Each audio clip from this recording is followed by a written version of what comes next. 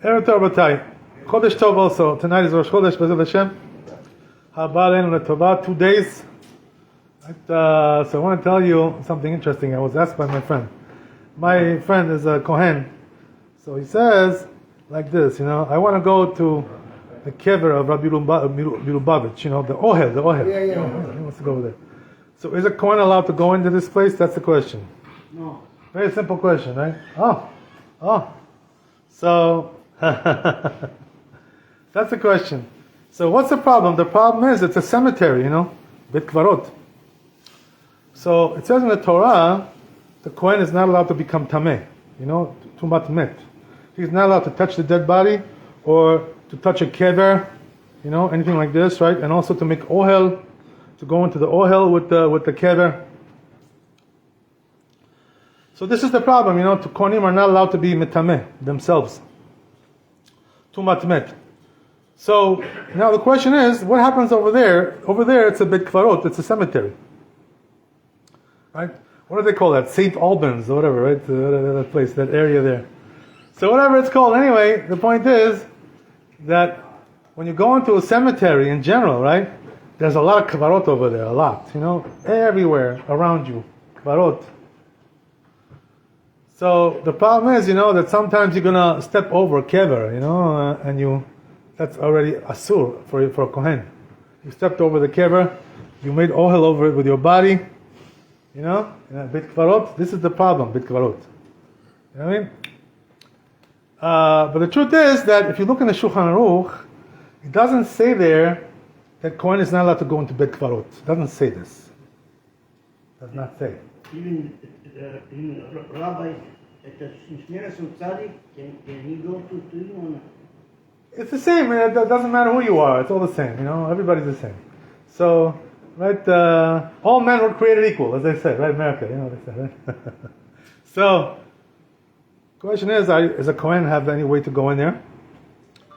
And so what they did was, the rabbis over there, they made like a tikkun to fix this problem. How they fix the problem? You ever been there? Yeah. You've been there, right? Yeah. When were you there? 3 months ago. Okay. So what they did was, there's a path going to the cemetery, right? A path. And they put 2 fences around it. Yeah. Right? You saw that, right? Yeah. So you walk through these 2 fences, and then when you go in, there's the room, right, where the Rebbe is there with his father-in-law. 2 rabbis there, right, buried. The Rebbe and his father-in-law. So that room has walls. Yeah. But the interesting thing is, around the kever of the Rebbe and the father-in-law, there's a gader, there's a fence. Oh. You notice this?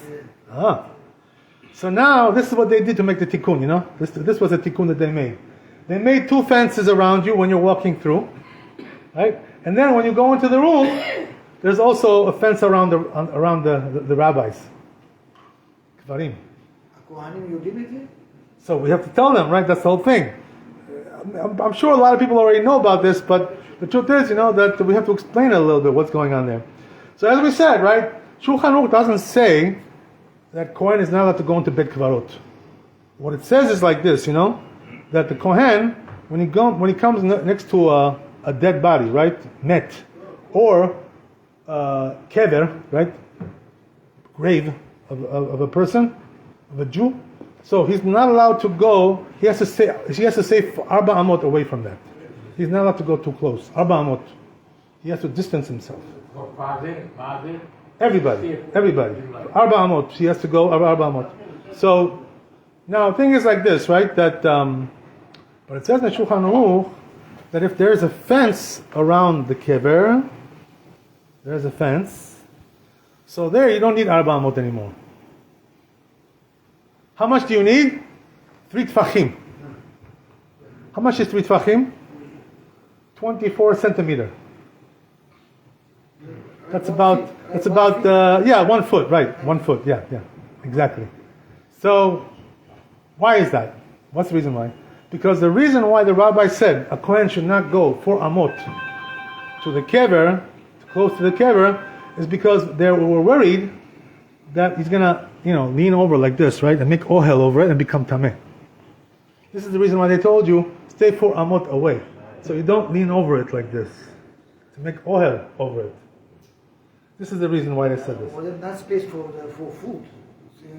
So this is the gader, and this is another something that people is not. Yeah, we're gonna explain. We're gonna explain to you, Hashem. So it's like this, right? That as we said, 4 amot you gotta stay away. But when there's a gader, when there's a fence, only 3 tfachim. That's all. That's enough. Why is that? Because when there's a fence, you're not gonna lean over, right? Anymore, too much, because you don't have the space. The fence is holding you back. How tall does the fence have to be? It has to be 10 tfachim, right? What is 10 tfachim? Like up to the waist. 80 centimeters. 10 tfachim. So if there is a fence line, so that's what they did, you see? The rabbis over there, what they did was, in order to make it kosher for Kohanim, they made a fence from both sides. So this way, when you go through, right, you're not going through the kvarim, the graves. You're going just through a path. And the fence is guarding you from both sides. So you can walk through there and not become tameh. You understand? And then, once you go in to the room where the rabbis are buried there, over there also they have a fence, right, around the kever, on all sides. Like this, right? So that means everything has a fence. So therefore, right, a Kohen is allowed to go in there. This is the thing, There's no problem. Because everything is with a fence there, So we're not concerned the Kohen is going to go like this, right? Lean over, and make ohel over it. He's not going to do that because the fence is holding him back. He doesn't have the space for that. But he still has to keep, as we said, 3 tfachim, right? 1, 2, 3. 24 centimeter. Right? At least that much he has to keep. Why? Because we're afraid, still, if he gets too close, he's gonna go over it like this. So we don't want too much, too close. 24 centimeters, 1 foot, as you said. Right? It's like 12 inches. Guatemala is the same thing. Kotel is a little bit different because over there it's not tuma, it's kedusha, right? That's the opposite, right? Here it's tuma, it's impurity, right? Over there it's kedusha. 2 different things, right? Not really the same thing. But anyway, the point is like this, right? That a Kohen is allowed to go in there nowadays because of this, the way they made it, So, I want to tell you something also, another element of this issue, which is that question is like this: is a Kohen allowed to go in a bet kvarot, in a cemetery, when there's no fence? Okay, here we have a fence, right? So it's okay. But what about if there's no fence? Just a Kohen, wants to go into a cemetery, but he's going to go only in the places where there's no metim over there. There's no dead bodies. There's no kvarim. What do you say about that? So the truth is, according to Shulchan Aruch, it's allowed to do this. Kohen is allowed to go in to the places where there's no kvarot over there.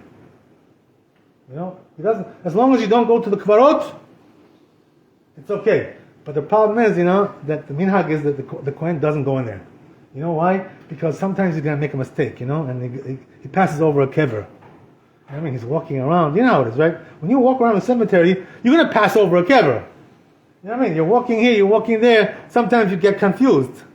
You make one wrong turn, and you're going over the kvarot. So this is the reason why, the custom is, it's not really asur. But the minhag is, that the Kohanim don't go in there, into the kvarot, because we're afraid they're going to pass over a kever. Walk over or whatever, or lean over. This is the problem, That's why we try to keep them away. I'll tell you also something interesting about this. So therefore, says Maran, Rabbi Chazon Ovadia, and also other books by Rabbi, he says that the Kohen, if they're going to drive through, right, the Bet Kvarot cemetery, the Kohen can drive through. Why is that? Because they're not going to go over the Kvarim, right? He's going to stay in the car. It's all going over the roads. So if he's in a car and he wants to go into the cemetery like that, mutar. No problem, As long as he doesn't get out and, go to the graves. You know what I mean? Israel, they have the whole kvarot, you can drive. Yeah, you have to, also here, we have we drive through. That's we drive through. So as long as he's not going over the kvarot, he's just driving through. No problem. That's okay. Just don't get out of the car. Stay in the car. Just drive through and go home. And that's what we do with them. Another interesting thing is, like this. I'll tell you, and we'll finish here. We do have to do arvit. So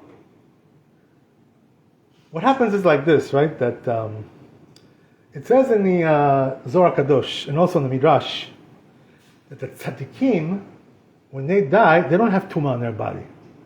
No tumah. That's what it says. You understand?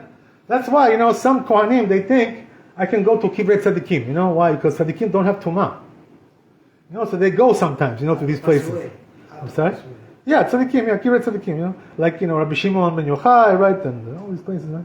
They think like this, But the truth is that even though it says this in the Zohar, the poskim say that it's not allowed to, according to halakha, it's not allowed to do this. So therefore, a Cohen should not go to Kivrei Tzaddikim. Unless, as we said, right, that there's a fence around it, like the Ohel, the Rebbe, right, over there it's mutar, because they made a nice tikkun over there, to fix everything up. So what about Rabbi Shimon? What about these kinds of places, right? So the truth is, there may be places over there which is mutar, it's not over the grave. But you know what it is? They say, by the way, that Chazal, they say something interesting. That there's a part of the Eretz Israel which is called the Galil, the Galilee, Galil. Right? Where is the Galil? In the north. Right? We call that the Galil. Very beautiful land, right? Beautiful, gorgeous. Good for vacation. Right? But the Chazal say, the Galil is one big Bet Kvarot. In other words, there was a lot of people buried there. So anywhere you go in the Galil could be over there Kvarot. You never know.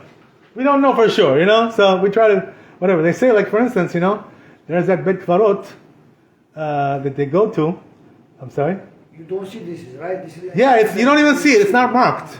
It's not marked, These Kvarot were made 2,000 years ago, 3,000 years ago. It's not nothing, there's no mark there. There's nothing there, So they say, when you go to these Bet Kvarot in the Galil over there, to Rabbi Shimon and, the Maran Bet Yosef and Arizal, over there in these places, the whole place is Bet Kvarot, what I mean? So everywhere you go, you're going over a kever there. It's everywhere. It's not marked, It's not like today, everything is organized, this street, right? This street, that street, right? Everybody has their own street over there, in the Bet Kvarot, right? But in those days, they just like put them everywhere, Boom, boom, boom, boom, boom, boom, boom. So there are, Batek Kvarot like this, in the Galil, like we said, Kibbutz Tzadikim, it's all Bet Kvarot over there, 100%, You can't see it.